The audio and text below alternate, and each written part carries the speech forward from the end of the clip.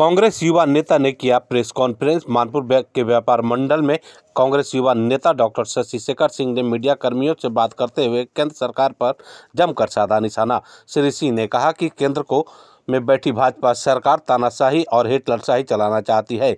आज देश की सभी जांच एजेंसियां एवं न्यायालय भी नरेंद्र मोदी के इशारे पर काम करती है और सभी जांच एजेंसियां नरेंद्र मोदी के हाथों की कठपुतली बनकर रह गई है। जिस तरह से विपक्ष के नेता राहुल गांधी को पुराने मामले में मानहानि के केस में 2 साल की सजा सुनाई गई एवं चुनाव लड़ने से वंचित किया गया, यह सब कुछ देश की जनता देख रही है और आने वाले समय में करारा जवाब देगी। कहा कि आने वाले 1 महीने के अंदर सभी प्रखंड से लेकर पंचायत तक इन बातों को लेकर जनता के बीच जाएंगे और सच्चाई बताकर जनता की अदालत में अपील करेंगे कि 2024 में न्याय करें।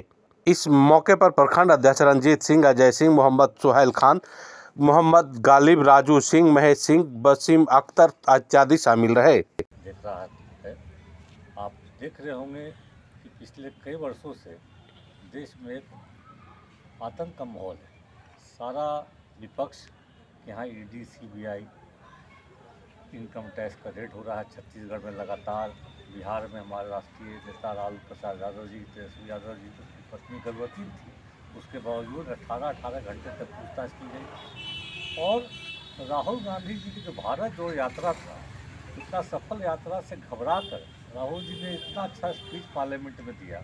अडानी प्रकरण में उन्होंने जो बोला, उनके स्पीच को एक्सपंज कर दिया गया, मतलब उनके स्पीच को दबा दिया गया कि देश की जनता उनके स्पीच को सुने नहीं, इतिहास के पन्नों में लिखा न जाए। वहाँ से स्टार्ट करते करते जो उनके साथ पुराना मामला, 4 साल पुराना एक मानहानि जैसा मामला में उनको डिस्क्वालीफाई आनन फानन में कर दिया जाता है, ताकि वो जो डिमांड कर रहे थे पार्लियामेंट में कि स्पीकर साहब को लिख के उन्होंने कहा कि महोदय मैं बोलना चाहता हूँ, अपनी बात को रखना चाहता हूँ, जो उन्होंने इंग्लैंड में जो वक्तव्य दिया उसके बारे में भाजपा नेताओं ने ओबीसी का प्रकरण लेके देश का मुद्दा बना के देश को, जनता को गुमराह करने का जो साजिश रचा, उसके खिलाफ राहुल गांधी जी ने कहा कि मैं इसमें पार्लियामेंट में बोलना चाहता हूँ, सफाई देना चाहता हूँ कि मैंने कहा क्या है। तो उनको सफाई देने के बाद तो छोड़ दीजिए, उसी के 2 दिन बाद एक सीजीएम को वहाँ पोस्टिंग करके, आज वो सीजीएम पता नहीं व्हाट्सएप के न्यूज़ में आया है, व्हाट्सएप की ट्विटी का अलग ही न्यूज़ है, तो सीजीएम के प्रमोशन भी हो गया, जिला जज हो गया, जो 2 साल का मैक्सिमम कारावास का सजा दे सकते हैं, जो उसमें प्रावधान है।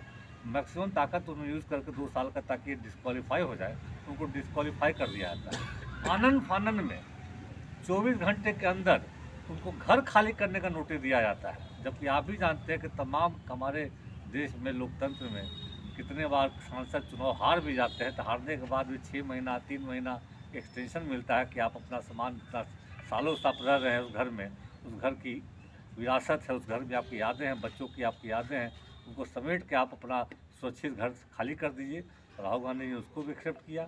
आज आप देख सकते हैं, तो ये तानाशाह, ये अडानी प्रकरण, अडानी से क्या रिश्ता है, ये राहुल गांधी जानना चाहते थे कि आपका रिश्ता क्या है, आप क्यों बचा रहे हैं अडानी को।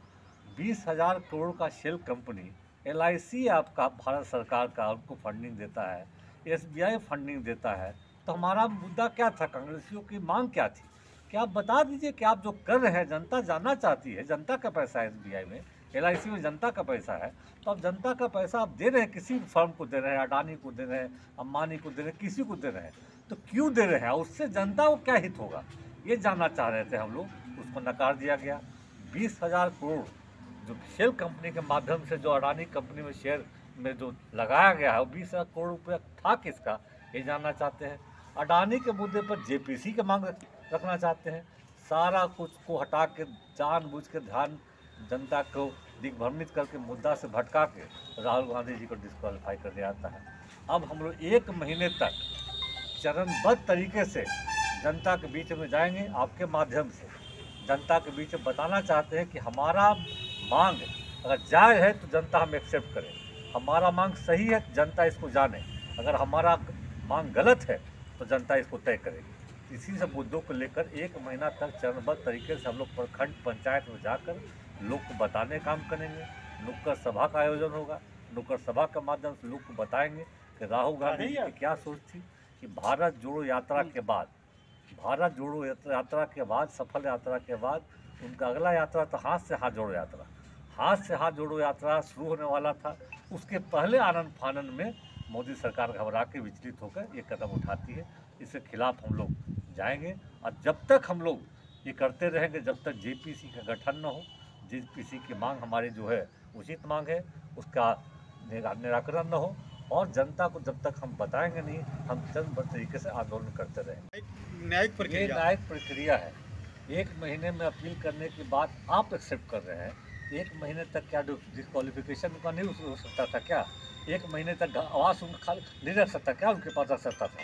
हमें भी तो 1 महीने मौका सब दिया है न्यायालय ने, तो आपको भी तो न्याय संगत काम करना चाहिए था। लेकिन आपने अथॉरिटी का मिसयूज करके 1 मिनट में आनन फानन में, जब किसका प्रोसीजर भी है, अगर किसी मेंबर पार्लियामेंट को डिस्क्वालीफाई करते हैं, इसका भी एक प्रोसेस है।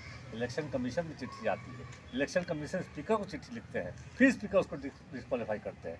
लेकिन कुछ पावर सेंट्रल गवर्नमेंट के पास होती है, जिसका नाजायज़ फ़ायदा उठाकर उन्होंने ऐसा स्टेप लिया है। ये तो जो है आपके यहाँ भारतीय संविधान में ही, कानून में ही, सीआरपीसी में कि जैसे ही सज़ा मिलता है वैसे ही आप डिस्क्वालीफाई हो जाते हैं, मैक्सिमम सज़ा मिलती है। मैक्सिमम सज़ा मिलते ही डिस्क्वालीफाई हो जाते हैं, लेकिन उसकी प्रक्रिया है, ये डिस्क्वालिफिकेशन सही नहीं है। उसकी प्रक्रिया संसद सदस्य एक चुना हुआ व्यक्ति है, विधानसभा में चुना हुआ एक MLA जाता है। कई केसेस आपने देखे होंगे, साबुद्दीन साहब भी थे उस मामले में फंसे हुए थे, अतीक अहमद फंसे हुए थे, तमाम बड़े बड़े सांसद MLA फंसे हुए थे, जिनके क्रिमिनल चार्जेस है। ये तो एक मानहानि का मुकदमा है। जो क्रिमिनल चार्जेस है, मर्डर चार्जेस में, अब टेनी जी के बेटा जो गृह मंत्री आज हैं, गृह राज्य मंत्री के पुत्र, आप बताइए कि उनको त्याग पत्र देना चाहिए कि नहीं देना चाहिए? जो सरेआम भीड़ पर खुलेआम गाड़ी चढ़ा देते हैं, रिकॉर्डिंग है, सारा मीडिया के पास तथ्य है। मांग करते रह गए हम लोग पार्लियामेंट में कि टेनी जी का इस्तीफा दो, टेनी जी इस्तीफा नहीं देते हैं, हमारे नेता डिस्क्वालीफाई होते हैं। ये कैसा लोकतंत्र है? काला लोकतंत्र का ये सबसे बड़ा दुर्भाग्य है कि अपनी सत्ता का नशे में चूर होकर जो आप कदम उठा रहे हैं, ये तानाशाही है और तानाशाही के खिलाफ देश की जनता बर्दाश्त नहीं करेगी। आज जब हिटलर शाही नहीं चली तो मोदी शाही नहीं चलेगी। मैं डॉक्टर शशि शेखर सिंह, पूर्व प्रत्याशी वजीर विधानसभा, महागठबंधन।